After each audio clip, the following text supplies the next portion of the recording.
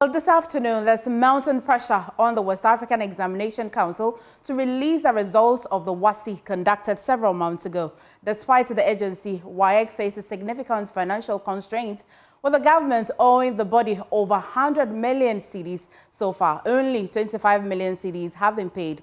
The Minister of Education paid a working visit to WAEC's office at Ridge to inspect the progress and address concerns. My colleague Michael Ashale was present and joins us in studio. Michael, it's Christmas Eve and this pressure that's mounting on WAEC. What's the mood like in the offices? So when we got there as early as 8 a.m., what we saw was people running around.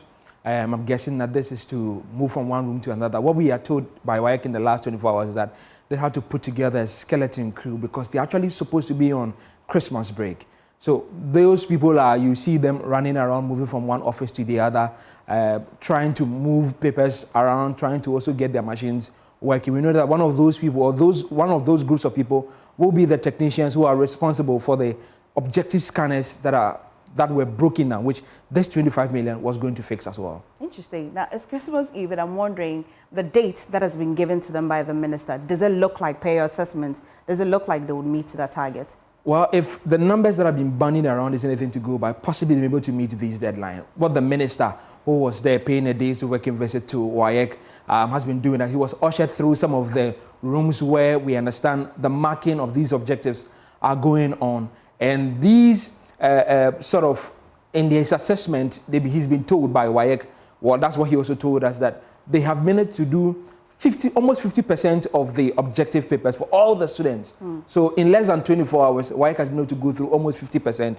He has the assurance that by the end of today, they would have finished that. And hopefully before the end of the year, they can release the results for these students to begin the admission processes to the various universities. So we can listen to the minister at the WAEC head office at Rage, speaking to journalists on the timelines and the work at WAEC. Well, this is not unusual.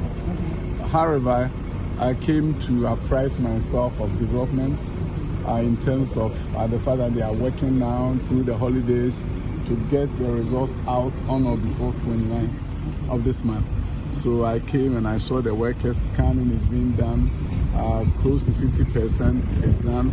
They assure me by the end of the day over 50% of scanning will be completed. On or about 29th of this month, the results will come out.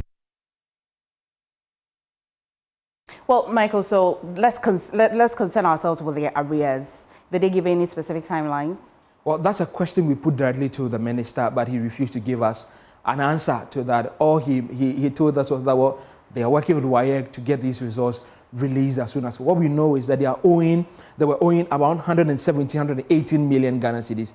They've only released 25 million Ghana cedis, at least for nothing at all.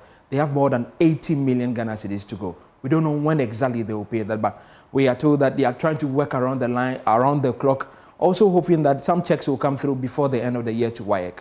Michael, you're a champion. Thank you so much. Now,